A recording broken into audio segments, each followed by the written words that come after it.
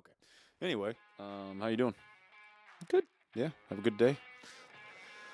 You know, it was more of a day to focus on my companies, and I probably got done one task out of 10 I needed, and I feel more behind. Realize I need to hire more people. Yeah. Isn't that great? No, it's miserable.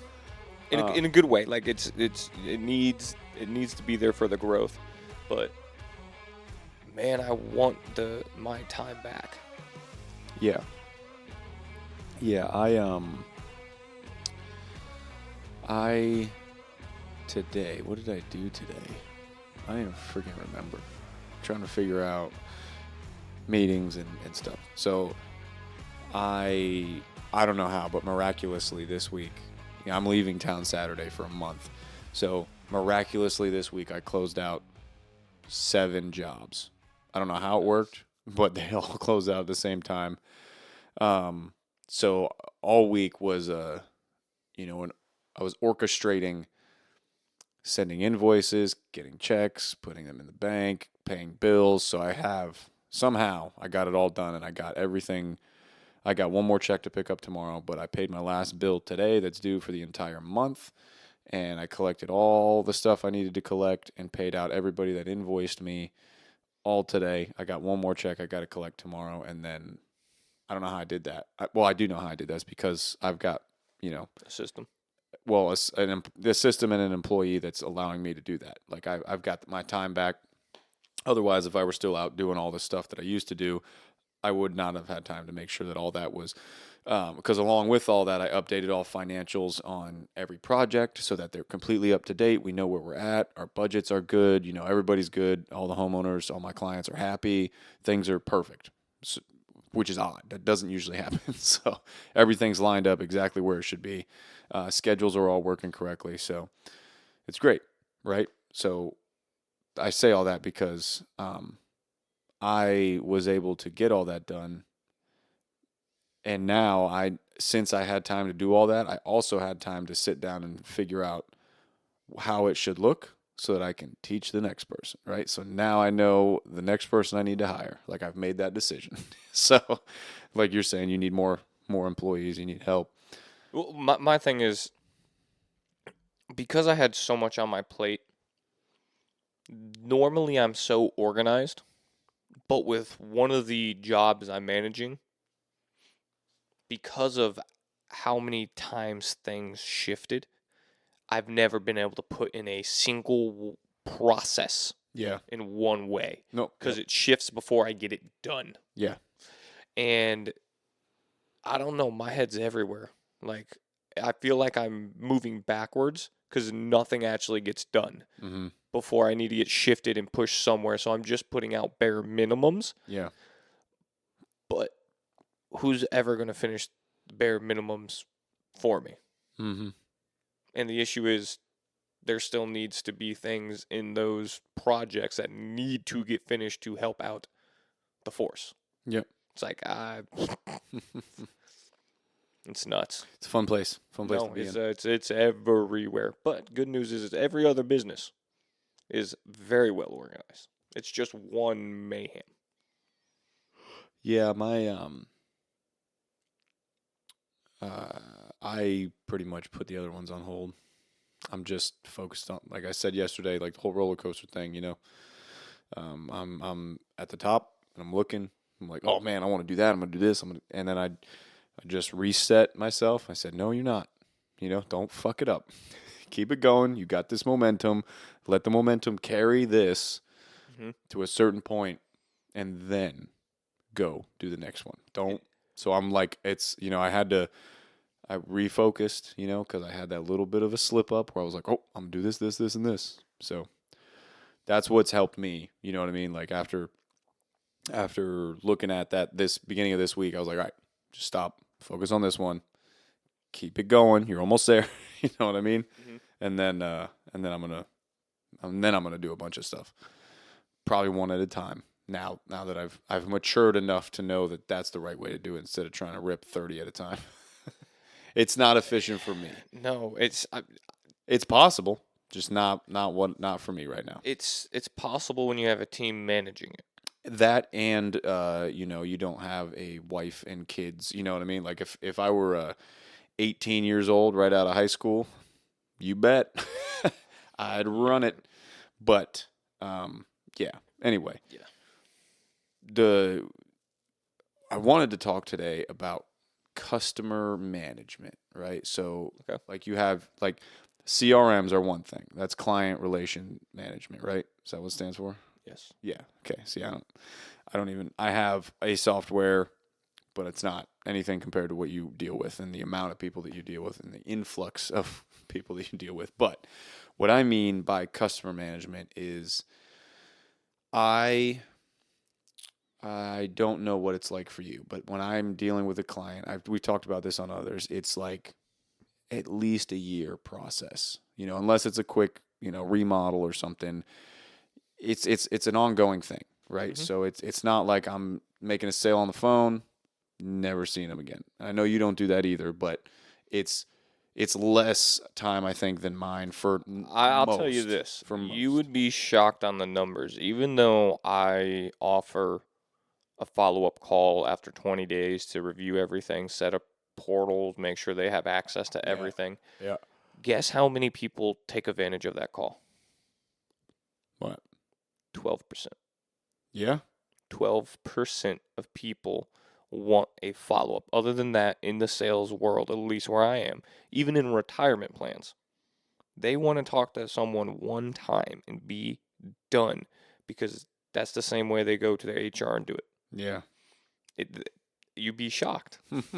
You would be shocked. Now, do I do the CRM? I have that set up to be able to, ask those individuals for referrals throughout the year and be able to stay in front of them, that type of ordeal. But that is mainly to increase the LTV.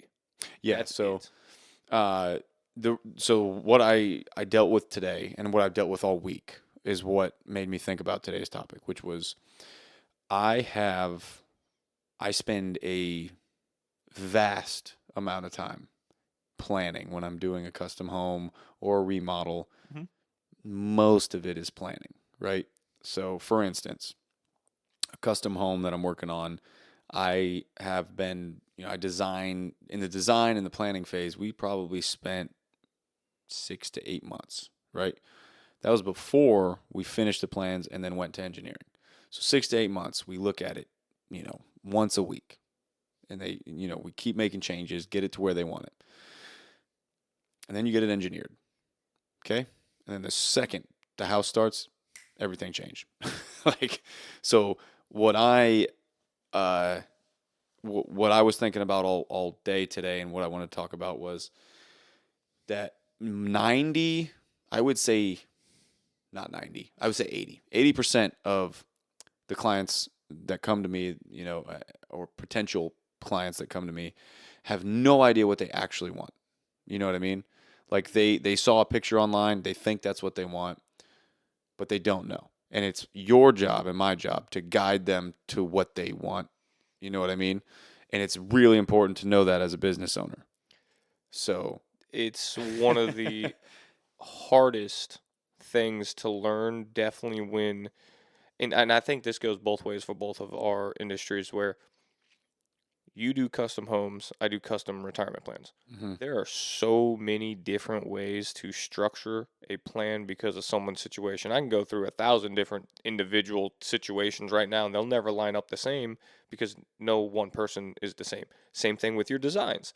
So if you don't have a sense of, I have a professional recommendation based upon the type of person you are, this is what I would recommend. This typically is, what happens in the design phase. You got really big eyes and you're really, you think this is how you want it because the 3D rendering, as soon as you step into space, you're like, this is tiny. Mm-hmm. This is, I can't deal with this post here. I want a beam going across. Yeah. And you do engineering that way. It's all of a sudden, hey, it's $8,000 more to get a beam across. Yeah. It changes everything. Exactly. So luckily I'm to the point now where most of the clients that I deal with, they want what they want. They pay for what they want. You know what I mean? It's not much of an issue as far as, yeah, sorry, Not gonna make it. That's another big thing is picking the clientele. Yeah, Because my thing in the beginning was I went towards anybody for a sale. It could be any age. It was there. It didn't matter demographics, didn't matter income, didn't matter anything. right. I don't just target anybody anymore. Yeah. Why? Because yes, it may take a little bit longer to receive compensation, Mm-hmm. but it's totally worth it because the quality of individual I'm working with is a lot higher. And like you're saying, most of the people I'm working with, they're willing to pay for it. Yeah. Which means they have no issue. Exactly. They want to move. Yeah. So, to talk a little bit about what you were saying, like luckily I do have software, 3D software, and I'm able to use it myself and draft up plans by myself, which makes the design phase a lot easier, and it makes changes easier. Yes. So they can, if they're like, I don't know if I want the window to look like this or like this. Hold up. Boom, boom, So, they send me 3 different options and I can knock them out, send them 3 options right then and there. It's so funny how correlated, because it's the same thing. They'll go like, I have 3 different goals, boom, boom, boom. Can I see these different options? What looks the best? Yeah. So if you don't have, like in my space, if you don't have 3D software, that's all their imagination. You know what I mean? Mm-hmm. And they're not in the industry like I am. I can envision what something's going to look like. Yeah, I don't know how you do it. Before it goes together. I know what the end product's You gonna sit look there like. and go through like, okay, so it's going to be 3.5 inches sticking here, and then you're going to have an inch here, half. And I'm like, what? Okay, so Yeah. it's going to be blue? Yeah, so I'm able to do that, but most homeowners aren't able to do that. So they need to see it. So it makes it easier there. But again, they don't think about all the other stuff. So when they show me a picture and they say, I want this, I say, no, the fuck you don't. You have no idea what it takes to do that. You have no idea not only what it takes, but the quality it's going to be when we're done. It's not, you want something nicer that's easier to put together, right? So, quick input on that. The fancy bells and whistles only look good for a year or two.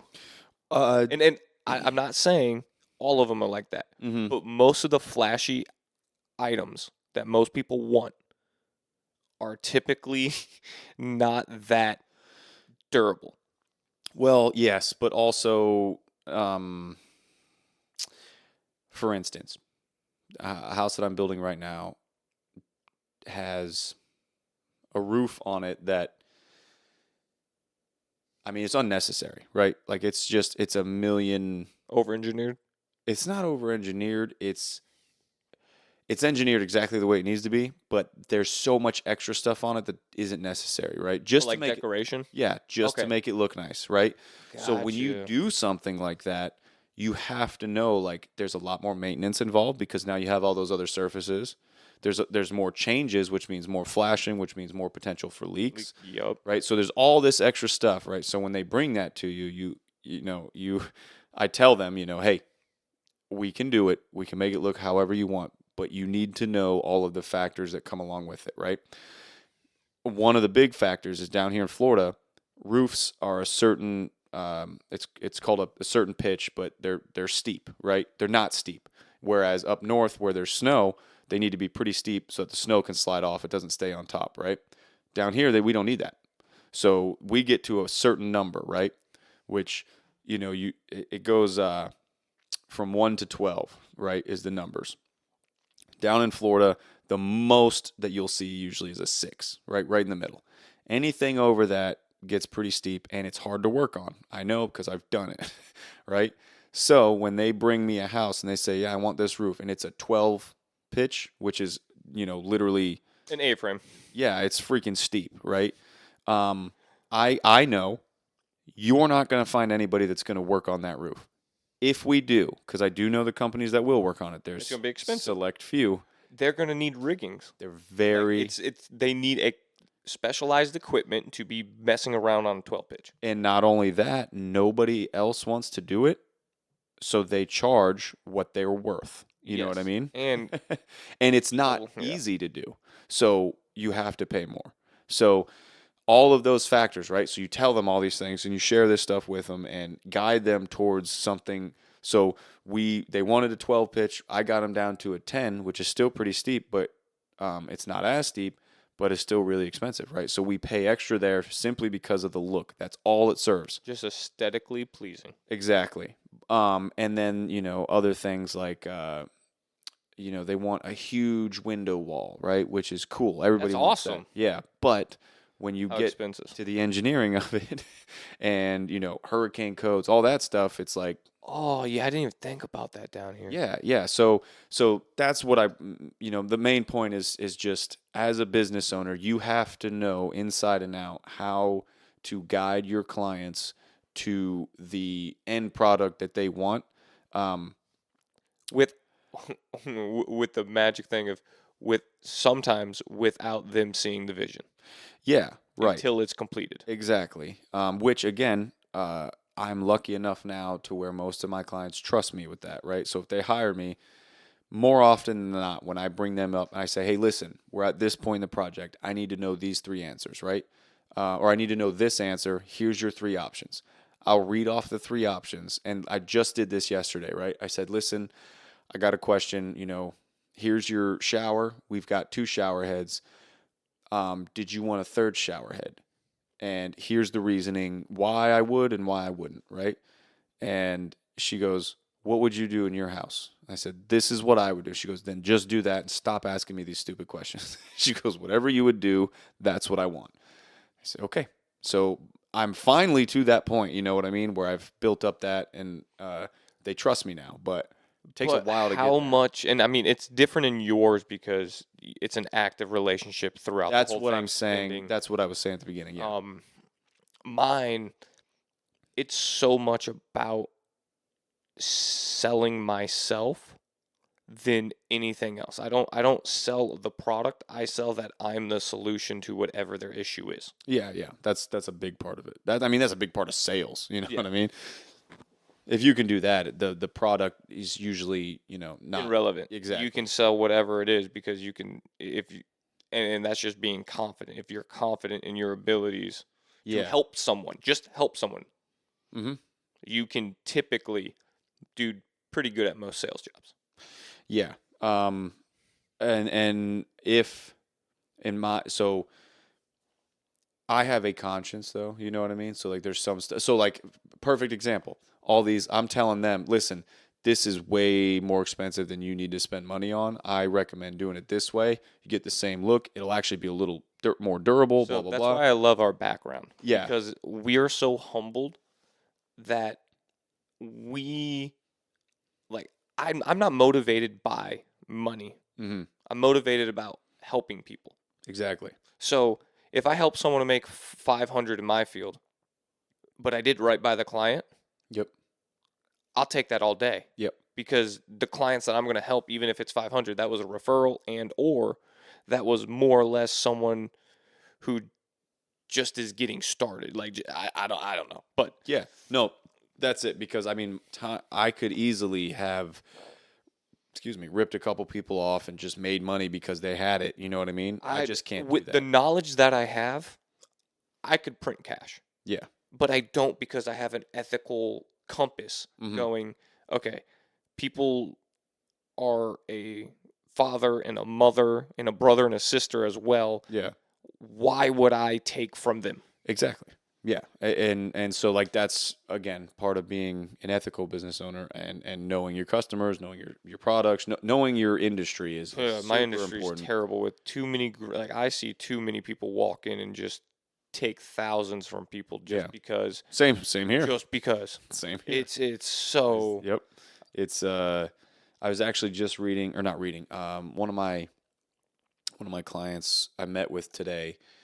You know what? I'm gonna you keep on talking. I'm gonna Google how many contractors there are in the U.S. Contractors in the U.S. Yeah. Okay. So anyway, they were talking about how someone just moved here from out of state. One of their friends moved from New York. And it wasn't a prior friend. It was somebody that they just met and now they're friends with. So anyway, they just moved in from New York and they wanted to have some work done on their house. So they went out, found a contractor and gave them $5,000 deposit to get started, right? That contractor shut off all of his phones, and they can't get a hold of him now. So it wasn't actually a contract. Maybe it was, but either way. He was just good at sales. So there goes $5,000, right? So they said, well, screw this. We'll go somewhere else, whatever. Cut our losses. A second time it happens, $5,000. They lose $5,000 a second time. How? Back to back in a month. And I'll tell you why. I know the exact reason is because they didn't go for a licensed contractor. They went for some Joe Schmo that says he's a contractor, doesn't know how to manage his business correctly, and has been ripping people off since day one, but can schmooze you when he gets in the house, right? So he comes in and says, oh my gosh, you were quoted $30,000 for this. I can do it for 10. Just give me $5,000. I'll get started tomorrow. So boom, that that's how they do it. That is insane. Because I mean, it's the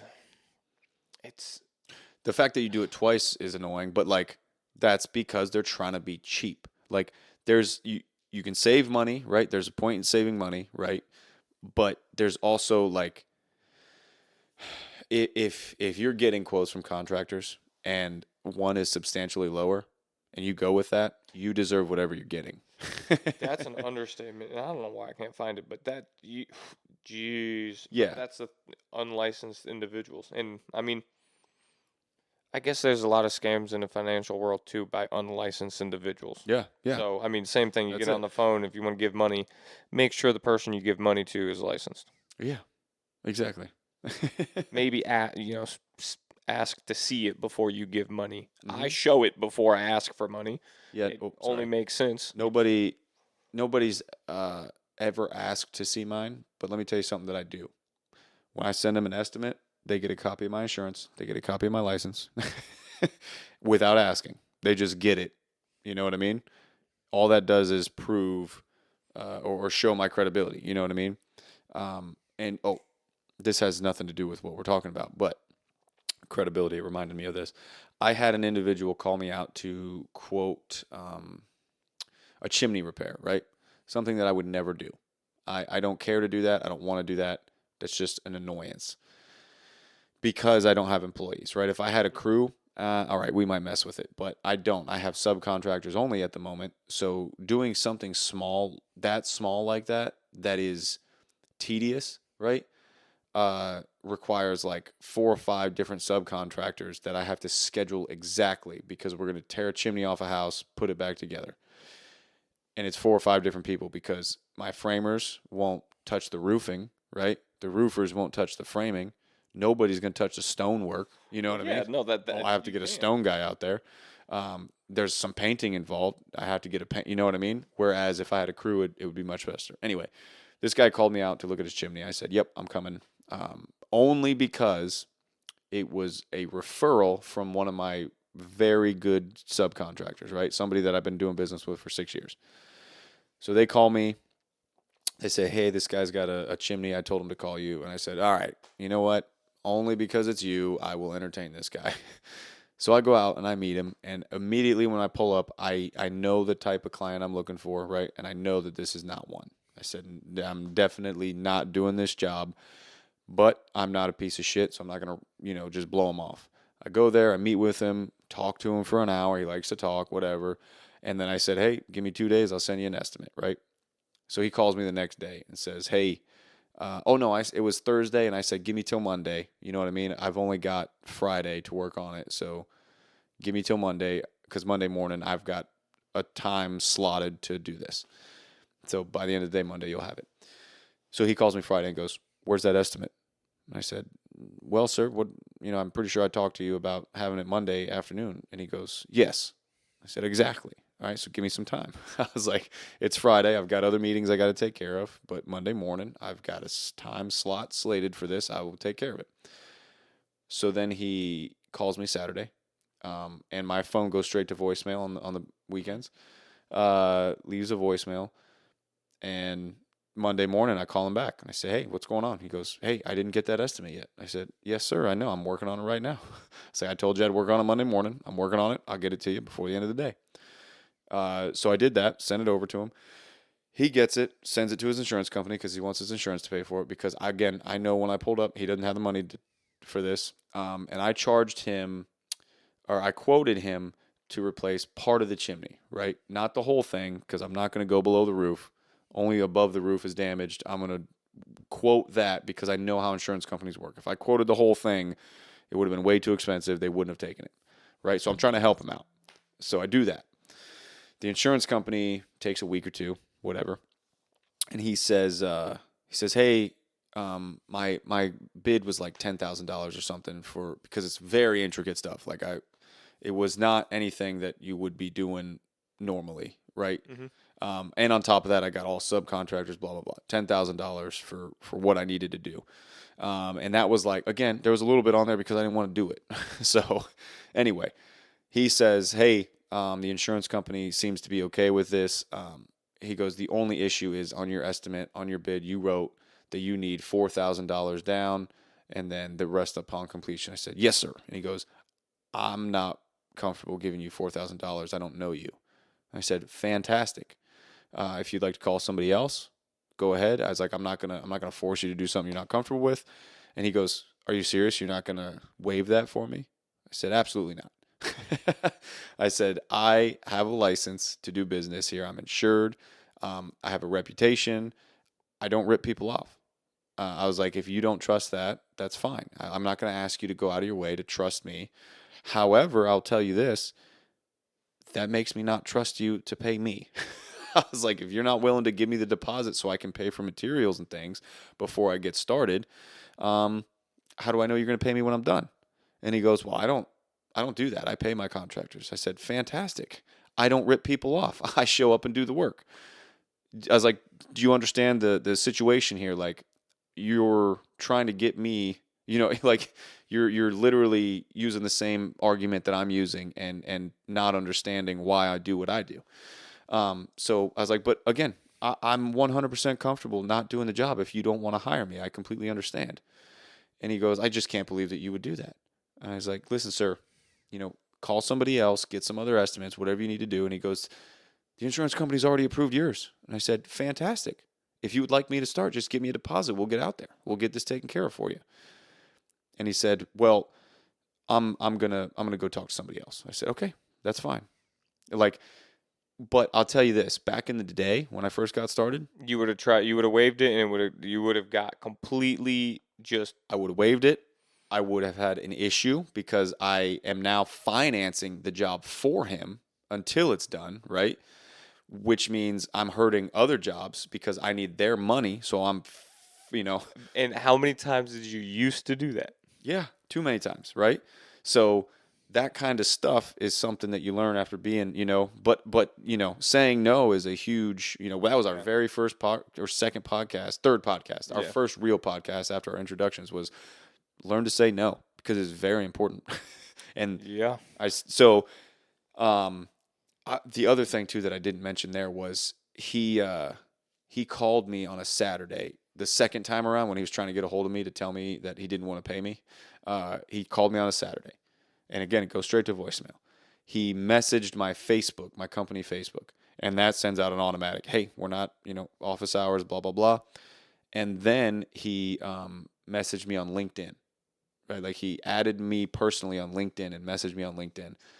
And I saw that one, because it came to my personal, and I said, okay, I'll just call him, on Monday. So Monday morning, I call him back, and he goes, God, you're a hard person to get a hold of. And I was like, I don't know what you mean by that. What do you mean?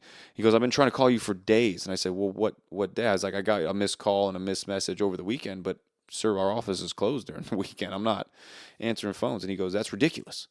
I was like, okay. So as soon as that started, I was like, I'm not doing this job regardless. Like, I'm going to tell him, hey, sir, I just don't think this is a good fit. I think you need to find someone else. And then he went off about not wanting to pay me. So I was like, oh, that makes it easier. Thank God. But again, I did all of that as a favor to a subcontractor only, right? If that guy would have called me with no reference to my friend, a subcontractor. Yeah, it would have, but no right away. I would have just shut it down. I would have said, hey, you're outside of my service area. Whatever it is, I would have said no. And that's just from knowledge of pre-qualifying that I've learned. You know what I mean? But Anyway. It's so funny because I have people watch me on the phone so they can obviously learn themselves. Mm-hmm. And they go, you just got off the phone with them. Why didn't you try to sell them? And I go, because it wasn't a sale. Yeah. Why am I going to fight with someone about them paying money each month? Yeah. How does that make sense? If I got to fight with someone, how do I know they're going to continue to pay the bill? Mm-hmm. That doesn't make sense. I want someone who goes, hey, thank you for explaining it. How do I get started? Yeah. I want that person. If I don't hear that, on to the next. Yep. Like, it's very simple. Mm-hmm. I don't force anything because I don't have to. Yeah, that's a huge thing. Is like that's why I'm not in some sort of industry that like car salesman or anything like that, because I don't. It's so hard to be ethical and in sales.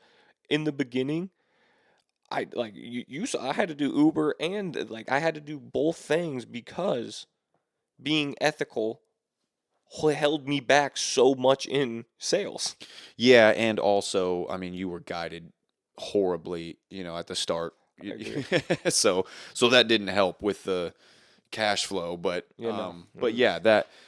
that's the exact reason. Like, I don't want to sit here and fight with you on a price. Okay, like I have a price. I'll go find someone. Yeah. If you ask me to do everything but lower the price, it's a no. But if you say, hey, that's a little high, can we maybe change this? I'm 100% about that. You know what I mean? And I'm willing to work with you. But if you're saying, yeah, it's ridiculous, the other guy's cheaper, can you take some off? Absolutely not. And I used to, because I was inexperienced. I didn't know what I was doing, didn't know what the prices were. I thought I was making a killing, but I was missing so much on my, you know what I mean, what I should have been charging for. So yeah, I just don't. I'm not in that. You know what I mean? I don't ever want to be that person. I'm happy talking to people that are happy talking to me. You know what I mean? I don't want somebody that's trying to get off the phone with me and I'm still trying to force something on them. It's just not worth it. No. I don't think and it's this nowadays. I don't have the energy. Yeah. And that's part of the whole customer not knowing what they want thing is, not every person that calls me is somebody that I work for very clearly, right? It's probably I'm probably at like 20% of the people that call me. You know what I mean? Yeah, and people don't realize it, and that's in every industry. So what do you do when someone calls you that is very clearly not your client? How does that conversation sound like for you? So the thing is, because I am in sales, yeah, I can down close. So let's say if someone is going for retirement, mm-hmm. and for me, if you're not spending 500 plus, you are not in the realm of really doing a retirement plan. Yeah. In the life insurance field, there's other investments out there that better serve you, and you're hearing that like. I'm not all for one product. I'm ethically there for the client. Right. So if someone comes to me and goes, I have $100, you can help find something that fits that. I can help find something that fits that. But my main focus at that point then is selling them life insurance if their family needs it for generational wealth. Yeah. Okay. So let's stop there because I actually want to talk about that tomorrow. How do you deal with rejecting clients? That's something I don't think we've talked about at all yet. Oh, yeah, no. We've talked about saying no, but not how do you... how do you do it and not kill them at the same time and still be able to have a sale there and be like, okay, can you, maybe not a sale, but a referral. Well, that's what I was going to go. Exactly. Sale or referral. But for me, 9 times out of 10, if someone comes to me and they have a low budget, it's a sale. And then... Yeah, so we'll talk about both because for me, it's not. But for you, we'll see how you handle those things. So... I don't know how long this one's been, probably at least 30 minutes. So we'll call it today. We'll do a short one, and then tomorrow we'll pick up that topic. So okay. Anything else you want to add today? No, that's good. All right. That's just how I close it out every time. All right, guys. We'll see you tomorrow. Maybe not tomorrow, but next time.